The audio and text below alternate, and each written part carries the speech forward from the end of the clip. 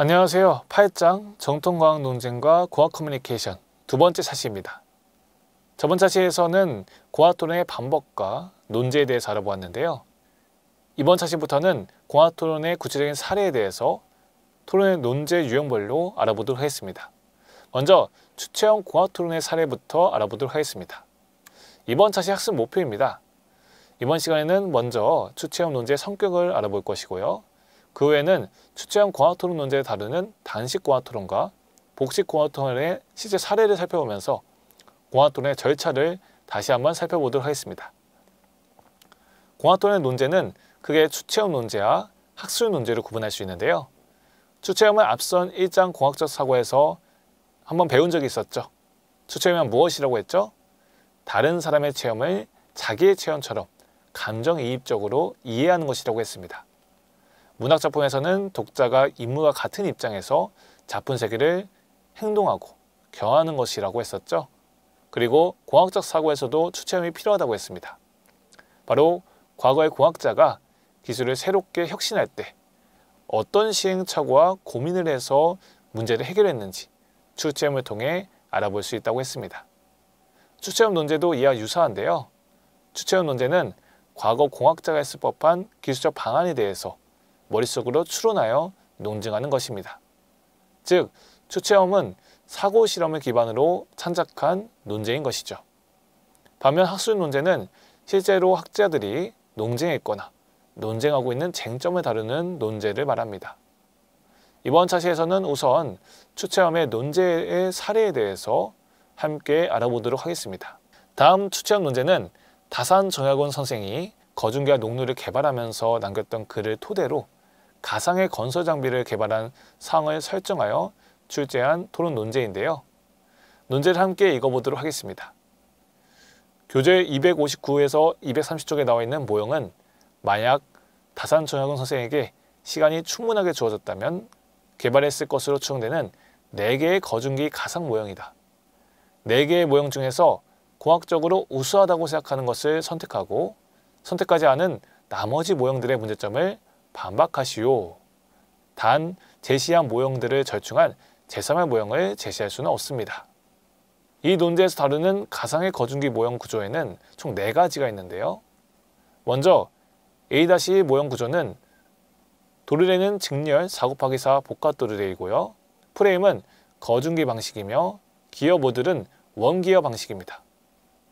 A2 모형 구조는 A1과 마찬가지로 원기어 방식이지만 병렬 4곱하기3 복합 도르래와 녹로 방식을 취하는 모형 구조입니다. B-1 모형 구조는 직렬 4곱하기4 복합 도르래에 프레임은 거중기 방식으로 기어 모듈은 케이지 기어 방식을 취하는 모형 구조입니다. B-2 모형은 케이지 기어 방식은 동일하지만 병렬 3곱하기3 복합 도르래에 프레임은 녹로 방식을 취하는 모형입니다. 만약 여러분이 시간이 충분한 정약용이었다면 어떤 구조를 선택했을 것 같나요? 앞서 제시한 논제로 공학토론을 진행하기 위해서는 공학토론 논제의 쟁점을 분석해야 합니다. 이를 위해서는 다산정약용의 거중기와 녹로에 대해서 상세하게 탐구해야 하는데요. 병렬 도르래와 직렬 도르래, 거중기 프레임과 녹로 프레임, 원기어 방식과 케이지 기어 방식을 중심으로 해서 각각의 모형의 장단점을 모두 분석해야 합니다. 이는 입장 교대의 원칙에 따라 토론자는 토론대회 직전에 지지하는 모형이 결정되기 때문입니다. 따라서 우선 자신이 선호하는 모형을 선택한 후에 그에 대해서 공학 글쓰기와 공학 발표 과정을 거치고 나서 다른 모형들과 이를 비교하면서 이를 공학 토론으로 발전시켜야 합니다. 4개의 모형을 비교하여 각각의 모형이 가진 공학적 우수성을 분석하기 위해서는 당연히 복합기어와 복합도르래의 원리를 파악해야 하는데요. 정약용 선생은 거중기를 개발할 때 복합기어를 도입하려고 했으나 시간과 기술적 한계로 결국 포기하고 복합도르래를 활용하는 수준으로 낮추어 거중기를 개발하였습니다. 정약용 선생은 테렌츠가 쓴 기기도설의 여러 도면들을 연구한 후 기중기 편에 있는 기중 제10도를 가장 탁월한 방식으로 평가하였는데요. 기중 제10도는 다음 사진과 같이 대형 바퀴에 사람이 들어가 바퀴를 굴리면 바퀴축에 연결된 복합기어인 케이지 기어와 원기어를 통해서 줄을 감아서 물건을 들어올리는 기계입니다. 기중 제10도의 공학적 우수성을 이해하기 위해서는 복합도르래와 복합기호의 원리를 이해해야 하는데요. 먼저 도르래부터 알아보도록 하겠습니다. 도르래는 고정도르래와 움직도르래가 있는데요. 고정도르래는 그 이름처럼 벽이나 청장과 같은 고정된 지점에 설치하여 힘의 방향을 바꿔주는 도르래를 뜻합니다. 이를테면 고정도르래 예시로는 깃발이나 우물의 물통, 커튼줄 등이 있습니다. 깃발을 예로 들면 고정도르래를 통해서 깃발을 아래로 당겨서 위로 올릴 수 있는 것이죠. 고정도르래를 활용하면 힘의 방향은 바꿀 수 있지만 물체를 옮기는 데 필요한 힘의 크기는 동일합니다. 움직도르래는 그 이름 그대로 고정도르래와 달리 물체와 함께 움직이는 도르래인데요. 움직도르래를 사용하면 물체를 움직일 때 필요한 힘의 크기는 줄여주지만 그에 반비례하여 줄을 당기는 거리가 늘어나게 됩니다. 복합도르래는 고정도르래와 움직도르래를 결합시킨 도르래인데요. 복합도르래의 유형에는 병렬복합도르래와 직렬복합도르래가 있습니다. 복합도르래 자체도 들어올리는 무게에 포함되기 때문에 직렬 결합 방식은 도르래 블록이 차지하는 좌우 공간이 길어지게 됩니다. 따라서 들어올려야 할 전체 무게도 증가하게 되죠. 반면 병렬복합도르래는 도르래 블록의 크기를 최소화할 수 있다는 이점이 있습니다. 좌측 그림은 2곱하기 2 병렬복합도르래와 2곱하기 2 직렬복합도르래를 비교한 것인데요. 직렬에 비해 병렬복합 방식이 훨씬 도르래 블록의 크기가 작아 효율적인 것을 확인할 수 있습니다. 지금까지 복합도르래에 대해서 알아봤는데요. 이번에는 복합기호에 대해서 알아보도록 하겠습니다. 복합기호란 간섭비와 토크, 회전력을 조절할 수 있도록 다양한 기호를 결합한 기구를 말하는데요. 좌측의 그림을 보면 사람이 돌리는 기호의 크기가 맞물린 기호보다 큰 것을 확인할 수 있습니다. 이렇게 사람이 돌리는 기호가 맞물린 기호보다 더 크게 되면 사람이 돌리는 기호가 한 바퀴를 돌 때에도 맞물린 기호는 한 바퀴보다 더 적게 회전하게 되는데요. 이렇게 되면 기호를 갖는 속도는 줄어들지만 그만큼 물체를 드는 데 필요한 힘은 줄어들게 됩니다. 이는 앞서서 복합도르래를 설명할 때 움직도르래가 힘에서 이득을 보면 당기는 거리에서는 손해를 보는 것과 유사한 이치인데요. 마찬가지로 기호의 회전 속도가 빠르면 그만큼 기호를 돌리는 데 드는 힘이 늘어나게 되고 기호의 회전 속도가 느리면 그만큼 기호를 돌리는 데 드는 힘이 감소하게 됩니다. 기호의 회전 속도와 그에 따라 드는 힘은 간섭비를 통해서 알아볼 수 있는데요. 간섭비랑 원동측, 즉 움직이도록 힘을 주는 쪽의 기호와 힘을 받아 움직이는 기호 간의 회전 속도의 비율을 말합니다. 간섭비가 높으면 기호의 회전 속도는 줄어들지만 대신 회전력은 높아집니다. 다음은 간섭비가 작은 기호인데요. 기호를 보면 힘을 가하는 기호가 힘을 받는 기호보다 바퀴가 더 크고 톱니수가 더 많은 것을 확인할 수 있습니다. 이 경우 기호를 돌렸을 때 힘을 받는 기호가 더 빠르게 회전하게 되어 회전 속도가 높아지지만 그만큼 토크는 줄어들어 물체를 들어올리는 데 드는 힘이 늘어나게 됩니다. 반면 다음의 그림은 간섭비가 큰 기호인데요. 힘을 가하는 기호가 힘을 받는 기호보다 톱니수가 적은 경우에는 회전 속도는 줄어들게 되고 대신 토크, 회전력을 크게 얻을 수 있게 됩니다. 이를 통해 물체를 드는 데 필요한 힘이 줄어들게 되지요. 복합기호 중 간섭비가 가장 큰 복합기호 방식은 무엇일까요? 바로 좌측의 그림과 같이 웜기어와 웜사프트를 조합한 복합기어 방식입니다. 자, 이렇게 복합기어에 대해서 알아봤는데요. 또 우리가 알아봐야 할 공학 쟁점에는 무엇이 있을까요? 바로 거중기와 농로 프레임이 있습니다. 거중기에 대해서는 다들 익숙하겠지만 농로에 대해서는 처음 들어보는 학생도 있을 것 같은데요. 거중기는 다산정약군이 개발한 직렬복합 도르래입니다. 돌을 들어올려 수레에 싣기한 용도로 사용되었죠. 그렇다면 농로는 무엇일까요? 농로는 조선시대에 오늘날로 치면 지브 크레인에 해당하는 기구인데요. 농로에 대해서 좀 더 자세하게 알아보도록 하겠습니다. 농로는 일반적으로 밧줄을 감는 장치를 의미합니다. 예를 들어 배 위에서 닷을 감는 기계나 도자기를 만들 때 사용하는 돌림판, 우물에서 물을 끌어올리는 도르래 등이 모두 농로로 불립니다. 결국 정약군의 논로는 줄을 감는 기계라는 의미를 지니는데요. 전체 장비의 일부가 장비 전체를 대표하는 말로 쓰이게 된 것입니다. 정얄공의 화성성역의궤에서는 농로의 도면과 구성 부품을 상세하게 설명하고 있는데요. 본체인 간주와 도르래를 묶은 부품을 제외하고는 모듈화된 부분이 거의 없을 정도로 단순한 구조입니다. 때문에 농로는 다양한 건축 현장에서 사용되었는데요.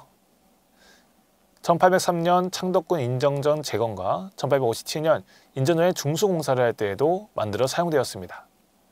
화성건설 이후 사용되지 않은 거중기와 달리 다양한 공사에서 농로가 사용된 것은 분해와 조립이 간단하고 구성 부품이 복잡하지 않았기 때문입니다. 이처럼 공사 현장에서 다양하게 활용된 농로는 고정식 지브 크레인과 그 구조와 기능이 유사한데요. 농로의 작동 방식과 한계에 대해서 자세하게 알아보도록 하겠습니다. 농로는 간줄을 높이 세우고 꼭대기에 활차를 달아 동아줄을 걸어 밑에서 8사람이 둘로 나뉘어 농로를 좌우에서 감아 물건을 필요한 높이만큼 들어 올립니다. 이후 줄을 갈고리로 끌어서 원하는 자리에 조준한 후 다시 농로를 풀어 물건을 내리는 방식으로 사용됩니다. 이러한 농로는 지부에 해당하는 간주가 기복, 즉 상하 운동과 선회, 즉 회전 운동이 불가능하며 무게중심이 간주 쪽으로 치우쳐져 있다는 문제점이 있습니다. 또한 활차, 즉 돌리와 건드리는 무게는 한계가 있고 앞부분에 치우친 무게중심을 조정하는 장치가 없다는 점에서 농로는 무거운 물건보다는 작은 돌이나 목재를 높은 곳으로 올리는 데 사용되었을 것으로 추정됩니다. 자, 지금까지 추체형 공학 토론을 위해 알아야 할 공학 쟁점에 대해 복합기어와 복합도르래, 거중기와 농로 프레임을 중심으로 알아보았는데요. 이번에는 구체적인 공학 토론 사례를 보도록 하겠습니다. 추체형 논제를 토론에서 다룰 때에는 단시 토론의 경우 A 모형과 B 모형 간의 논쟁보다는 A1과 A2 또는 B1과 B2끼리 대결하는 것이 좋은데요. 특히 복합기어는 복합도르래보다 어렵기 때문에 B 모형 간의 논쟁이 웜기어가 들어가는 A 모형 간의 논쟁보다 쉬운 논제입니다. 토론 논제를 진행하는 학생들은 물리학 교과에서 나오는 지식들을 활용하여 논쟁을 진행할 수 있는데요. 영재고 학생들과 같이 학생 수준이 매우 높은 경우에는 토크, 뒤틀림, 피로개수 등의 개념을 활용하여 학자들의 논쟁과 유사한 수준까지 논쟁이 가능합니다. 이때는 과거 기술을 바탕으로 모형을 실제로 제작하는 실험 고고학적 실험을 통해 결론을 이끌어낼 수도 있는데요. 다만 이는 시간과 비용이 많이 들기 때문에 시간과 비용의 제약을 받는 교육용 공학 토론에서는 사고 실험을 기반으로 하는 논쟁이 효과적입니다. 그럼 추체형 공학 토론을 논제로 한 단식 공학 토론, 링컨 더글라스 공학 토론의 사례를 보도록 하겠습니다. 이 토론은 B-1 모형과 B-2 모형 간의 대결이었는데요. B-1 모형을 지지하는 학생은 인장 강도와 압축 강도를 논거로 삼았고 B-2 모형을 지지하는 학생은 뒤틀림에 의한 토크를 논거로 삼았습니다. 한번 토론을 자세하게 들여다보도록 하겠습니다. 먼저 B-1 모형을 지지하는 학생부터 입론을 시작하였는데요. B-1 모형 측은 B-1 모형이 B-2 모형보다 하중 분산이 더 우수함을 근거로 입론을 제시하였습니다. 또한 압축 강도와 인장 강도에 의한 피로 파괴를 쟁점으로 제시하였지요.